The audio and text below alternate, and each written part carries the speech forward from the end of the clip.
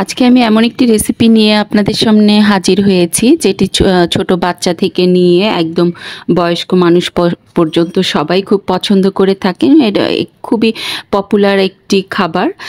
আশা করি আপনারা দেখেই বুঝতে পারছেন যে আজকে আমি আপনাদের জন্য কি নিয়ে হাজির হয়েছি। তো আসসালামু আলাইকুম এভরিওয়ান, আশা করি সবাই খুব ভালো আছেন, আমিও আলহামদুলিল্লাহ ভালো আছি।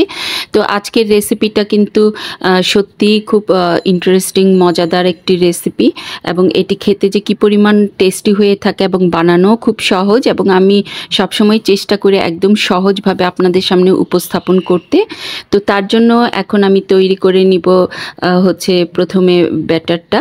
তো এটা তৈরি করার জন্য আমার প্রথমে 2টা ডিম লাগছে এবং ডিমটা অবশ্যই রুম টেম্পারেচারে থাকতে হবে। ফ্রিজ থেকে সরাসরি নামিয়ে আমরা ডিমটা ইউজ করব না, রুম টেম্পারেচার এনে তারপর। এবং এর ভিতরে আমি দিয়ে দিচ্ছি আধা কাপ পরিমাণ হচ্ছে চিনিটা যতক্ষণ পর্যন্ত গলে না যায় ততক্ষণ পর্যন্ত আমরা এটাকে ভালো করে নেড়ে চেড়ে মিশিয়ে নিব। এটা আমরা হ্যান্ড হুইস্কের মাধ্যমে অথবা কাঁটা চামচ দিয়েও কিন্তু করতে পারি খুব ইজিলি।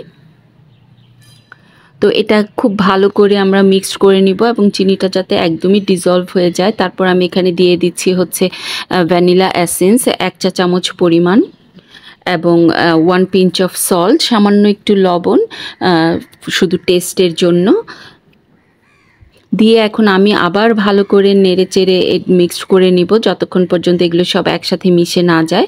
তো যখন আমার এই মিক্সচারটা হয়ে যাবে তারপর আমি বাকি ইনগ্রিডিয়েন্টসগুলো একে একে এর ভিতরে দিয়ে দিব। তো আমি এখানে নিয়েছি হচ্ছে ময়দা দিয়ে দিচ্ছি। যেই কাপ দিয়ে আমি চিনি দিয়েছিলাম আধা কাপ, ওই কাপ দিয়েই 1 কাপ পরিমাণ ময়দা দিয়ে দিচ্ছি।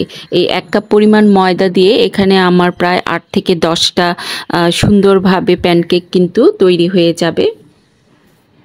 তো এটা ভালো করে চালনি দিয়ে একটু চেলে নিব এবং এই ময়দার ভিতরে আমি দিয়ে দিয়েছি 1 চা চামচ পরিমাণ বেকিং পাউডার। এখানে কিন্তু বেকিং সোডা না, বেকিং পাউডারটাই দিতে হবে। দিয়ে আমি ভালো করে চালনি দিয়ে চেলে দিয়ে দিয়েছি। অবশ্যই চেষ্টা করবেন চেলে দিতে, তাহলে ব্যাটারটা খুব সুন্দর হয়। এবং এখন আমি এগুলো সব মিক্সড করে নিব এবং মিক্সড করার সময় এর ভিতরে অল্প অল্প করে দুধ দিব, একবারে বেশি দুধ দিব না, অল্প অল্প করে দিয়ে ব্যাটারটাতে ঠিক পারফেক্ট কনসিস্টেন্সিতে আসার জন্য যতটুকু আমার প্রয়োজন ঠিক ততটুকুই দিয়ে দিব। না হলে একবারে দিলে দেখা যাবে যে হয়তো পাতলাও হয়ে যেতে পারে। আর যদি কারো ব্যাটারটা পাতলা হয়ে যায় তখন আরেকটু ময়দা অ্যাড করে নেবেন, কোনো সমস্যা নেই। তো এখানে আমি ভালো করে ব্যাটারটাকে মিক্সড করে নিচ্ছি যতক্ষণ পর্যন্ত সবগুলো ভালোভাবে একদম পারফেক্টলি ব্লেন্ড হয়ে না যায়। তারপর সবার শেষে এখানে আমি দিয়ে দিব 1 টেবিল চামচ পরিমাণ খাবারের তেল।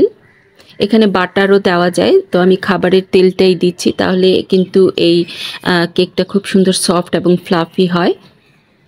তারপরে এখানে 10 মিনিটের মতো আমি একটু ঢাকনা দিয়ে ঢেকে রাখবো যাতে এর সব কিছু একটু অ্যাক্টিভ হয়ে যায় এবং দেখবেন খুব সুন্দর স্মুথ একটা ব্যাটার তৈরি হয়ে যাবে।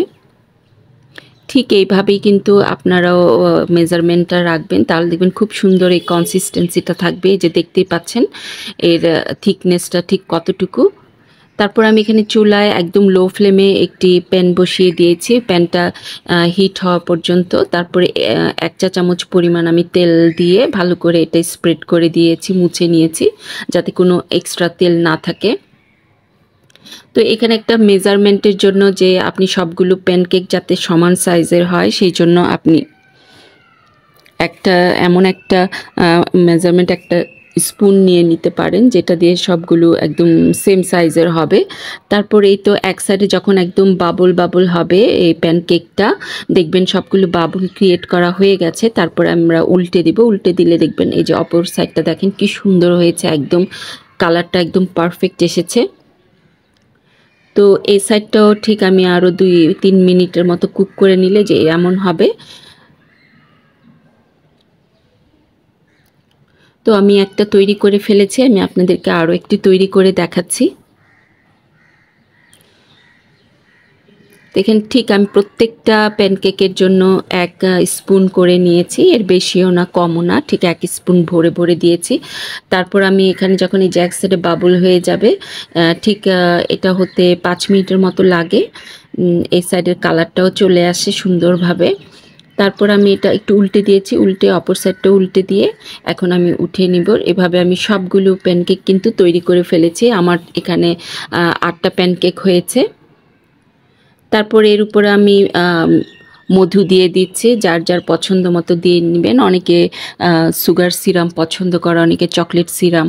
তো আমার কাছে কিন্তু প্যানকেকটা মধু দিয়ে খেতে বেশি ভালো লাগে। তো আশা করি আপনাদের ভালো লেগেছে এই রেসিপিটা এবং এত সুন্দর সফট আর ময়েস্ট হয়েছে। তো এইভাবে ট্রাই করে দেখবেন, অবশ্যই আপনাদের ভালো লাগবে এবং ভালো লাগলে অবশ্যই আমাকে কমেন্ট করতে ভুলবেন না। আজকে এই পর্যন্ত, সবাই ভালো থাকবেন, সুস্থ থাকবেন। আল্লাহ হাফেজ।